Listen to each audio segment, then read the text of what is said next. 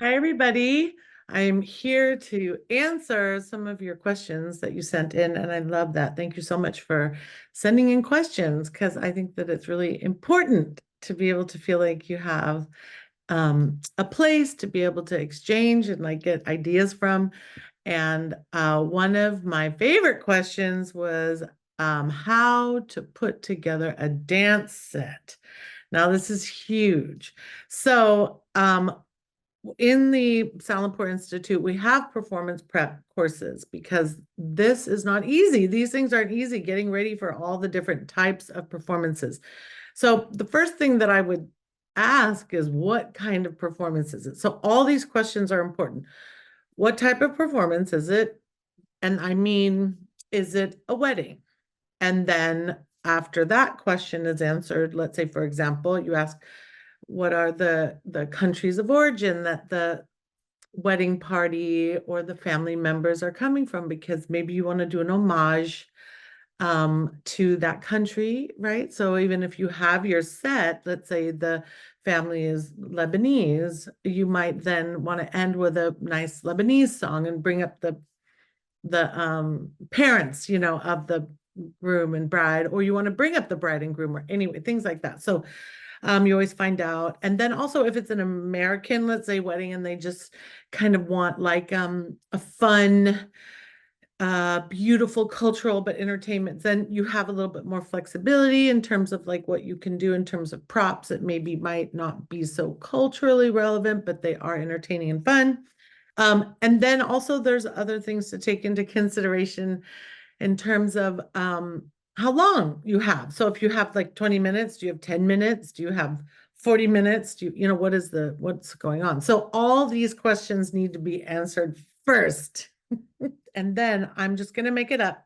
Let's say you're working in an Arabic nightclub or restaurant, and you're doing music, a CD or like CD, you can tell my age range, like you have like recorded music and not a live band. So then you traditionally would want, an entrance, a middle, which would probably be a takasim, and then an ending song, right? A middle song, I call it, a drum solo, and then a finale. And the finale is your wind up, which we talk about in the performance prep courses as well. Your wind up and your bows, and then you leave, you exit. So that would be like a standard. And I would almost call that like a three-part because the drum solos and the wind up don't count. This question was even asked how many years ago? I'm not going to say when, 25, 27, 20, who's counting years ago, when I recorded Arabian Musicals Volume 1, 2, and 3. Now, I recorded those albums for a set, for working dancers in gigs. So let's say, for example, you go to Arabian Musicals Volume 1, and those first three songs, there's your entrance, then you have your taksim, and then you have your drum solo. So instead of a second song, you actually have a drum solo.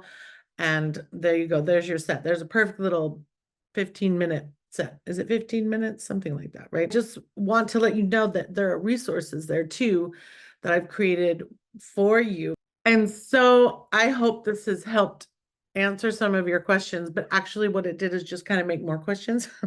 So what you need is a questionnaire before you do any gig or any event. And then you can say, well, I have this event. Is this appropriate? Or what do you think about this costume?